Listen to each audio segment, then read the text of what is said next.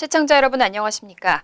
한 주간의 한인사회 주요 뉴스를 정리해드리는 KBN 뉴스 주간 브리핑입니다.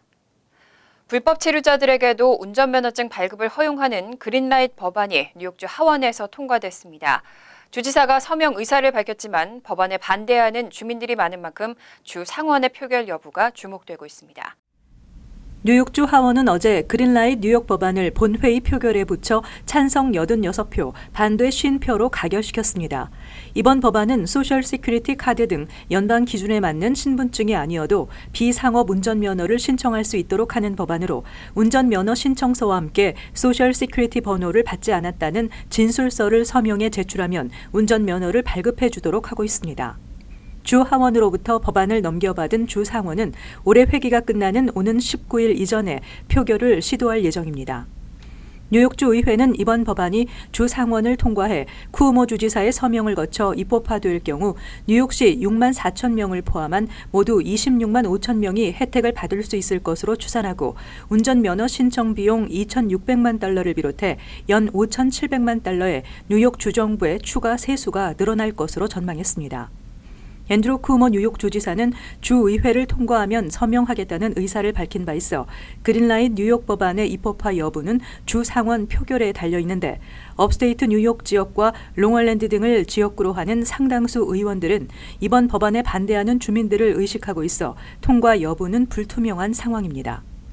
현재 미 전국 12개 주와 푸에르토리코, 워싱턴 DC 등은 불법 체류자들에게 운전면허를 발급하고 있으며 캘리포니아주에서 불법 체류자에게 운전면허를 발급한 이후 뺑소니 사고가 7%에서 10%가량 줄었고 노폴트 사고로 인한 보험금 지급도 연 350만 달러가 감소한 것으로 나타났습니다.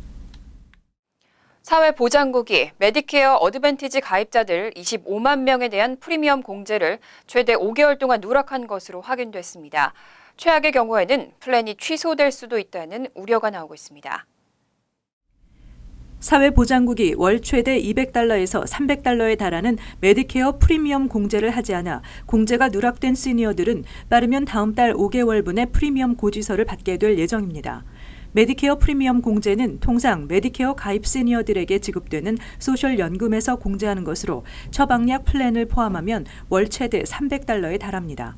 연방 메디컬 센터와 사회보장국에 따르면 이렇게 누락된 공제액은 메디케어 어드밴티지 가입자들과 민간 보험회사의 처방약 플랜을 가진 시니어들에게 집중된 것으로 알려졌습니다. 당국은 처리상의 오류라는 이유만 내놓은 상태이며 오류의 피해를 받은 시니어들은 최악의 경우 플랜 취소를 알리는 편지를 받을 수도 있을 것으로 보입니다.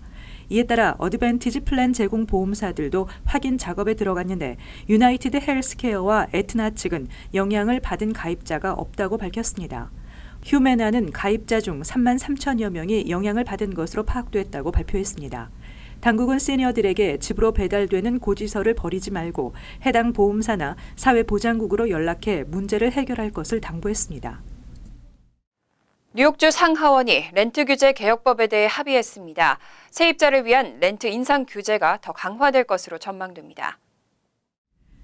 주의회가 오는 15일에 만료되는 기존의 렌트 규제법을 보완해 통과시킬 것으로 예상되는 렌트 규제 개혁 법률안에는 서민형, 적정형 주택의 감소와 세입자 강제 퇴거의 핵심 원리인 빈집 자유 임대료제 그리고 신규 임대 시 임대료 인상 혜택제의 철폐가 포함됩니다.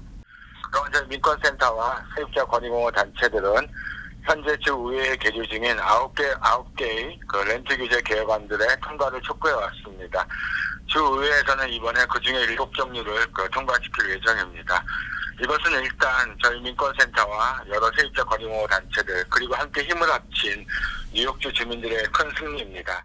하지만 또 하나의 중요한 사안이었던 시설물 수리 후 임대료 인상제는 완전 철폐가 무산될 전망입니다.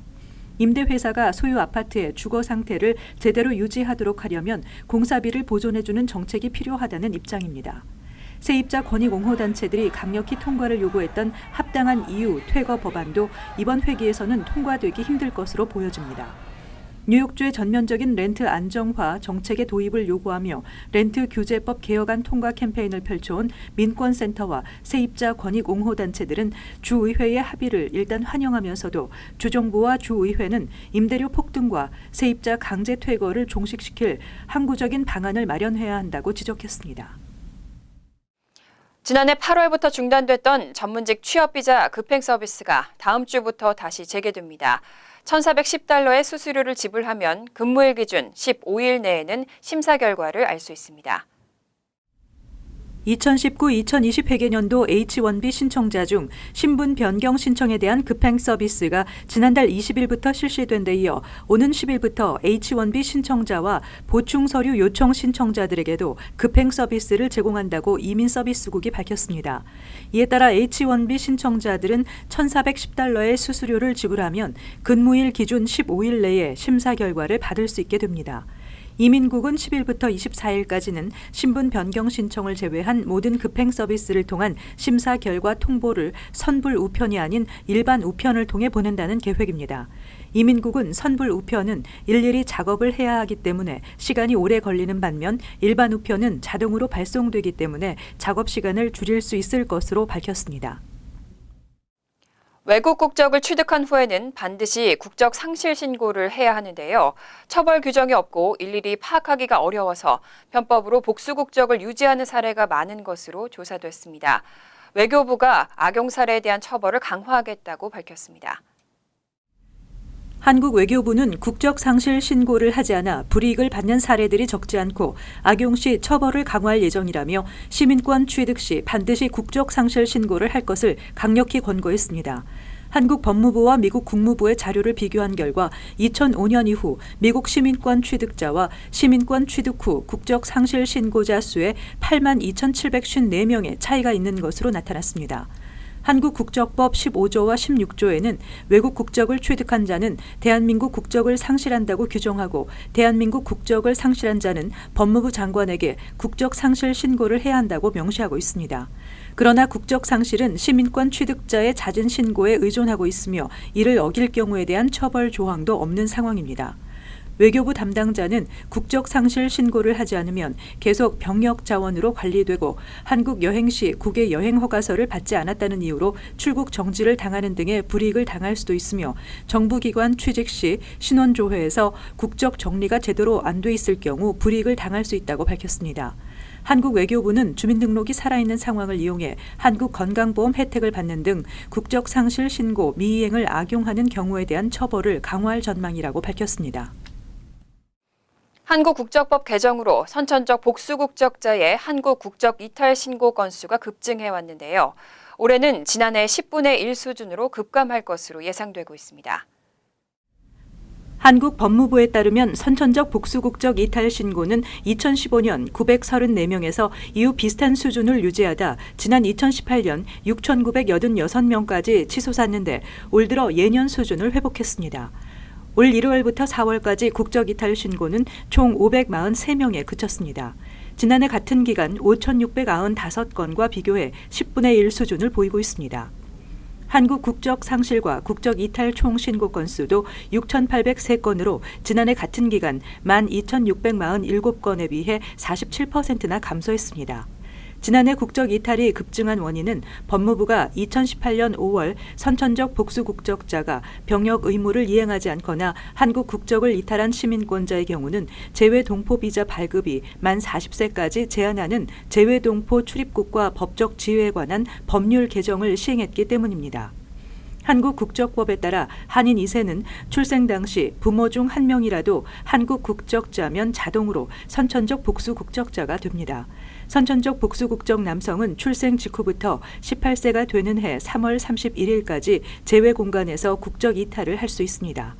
한편 올해 초부터 이달 10일까지 뉴욕 총영사관을 통해 접수된 국적 이탈은 287건이며 국적 상실은 776건으로 집계됐습니다. 뉴욕 한인회가 36대 집행부의 첫 번째 이사회를 개최했습니다. 이사회에서는 김영덕 미주 한국어재단 이사장이 뉴욕 한인회 이사장으로 선출됐습니다. 임동규 기자가 보도합니다. 어제 저녁 뉴욕 한인회관에서 열린 제36대 뉴욕 한인회 첫 이사회. 신임 이사장과 부이사장을 인준하고 앞으로 활동 계획과 예산에 대한 논의가 있었습니다. 신임 이사장은 미주 한국어재단에서 활동해온 김영덕 씨가, 부이사장은 뉴욕 경제인협회 유대현 회장이 맡게 됐습니다. 정말 이사회답게 이사들답게 우리 찰스현 그 집행부가 하는 일을 뒤에서 돕고 또 한쪽으로는 또 감시도 하고 이렇게 협조할 수 있는 좋은 기관이 되도록 노력을 하겠습니다. 이사회는 36대 3반기 예산안도 통과시켰습니다. 예산안은 회관 개정은 59만 9,080달러, 사무국은 37만 5,800달러로 총 93만 4,880달러의 규모입니다. 찰스윤 회장은 한인회의 여러 가지 활동을 기획할 한인 2세 직원 고용과 뉴욕 한인회의 주요 행사들을 기록하고 온라인으로 홍보할 수 있는 장비들을 구입하는데 필요한 추가 예산을 이사회에 요청했습니다. 저희는 앞으로 활기차게 우리 한인회 목소리가 되는 한인회 그리고 한인회를 위해서 봉사하는 한인회가 되도록 노력할 겁니다. 이사회는 뉴욕 한인회에 1.5세 2세 영입에 따른 언어 소통의 문제가 걱정된다며 동시통역 시스템 도입과 2개 국어가 가능한 직원 충원을 통해 한인회 내의 의사소통 문제가 발생하지 않도록 해달라고 당부했습니다. KBN 뉴스 임동규입니다. 에지워러 시장 민주당 예비선거에서 돌풍을 일으킨 김진한 후보는 아쉽게 낙선했습니다. 불과 22표 차이였던 만큼 앞으로의 행보와 가능성이 더 주목되고 있습니다. 김진한 후보는 총 득표에서 366표를 기록해 388표를 얻은 마이클 맥파틀랜드 현 시장에 22표 차이로 패했습니다. 어제 오후 해켄색에 있는 버겐 카운티 선거관리위원회에서 개최된 잠정투표 개표 결과 10표 대 12표로 뒤져 결국 기록적인 역전승을 거두지 못한 것입니다. 김 후보는 지난 4일 예비선거 직접 투표 결과에서 326표를 획득해 339표를 얻은 맥파틀랜드 현역 시장에 13표 뒤졌고 지난 7일 우편 투표 개표에서 30표 대 37표, 10일 잠정 투표에서도 2표 차이로 지고 말았습니다. 김 후보는 이번 예비선거에서 가가호호 선거운동을 통해 맥파틀랜드 시장과 시 정부의 오염지역 해결 능력 부재, 불투명한 재정운용, 부동산 개발업자들과의 커넥션 의혹 등을 제기하며 지지를 호소해 유권자들로부터 큰 호응을 받았습니다. 김 후보는 자신이 당선되면 주민을 위한 선진 행정 시스템 도입, 교육 시스템 개선과 학교 문제 해결, 환경 오염 문제 적극 대처, 교통 인프라를 무시하는 무분별한 지역 개발 억제 등을 공약으로 내세웠습니다. 김 후보는 정치 초년생으로 기존 정치권을 흔드는 강력한 메시지로 기대를 모았습니다. 여름이 다가오면서 해변을 찾는 사람들이 늘고 있는데요. 뉴저지 공공해변에서는 음주와 흡연 모두 불법입니다. 위법 행위가 적발되면 최소 수백 달러에서 최대 수천 달러의 벌금이 부과될 수 있습니다. KBN 뉴스 주간 브리핑 여기서 마칩니다. 시청해주신 여러분 고맙습니다.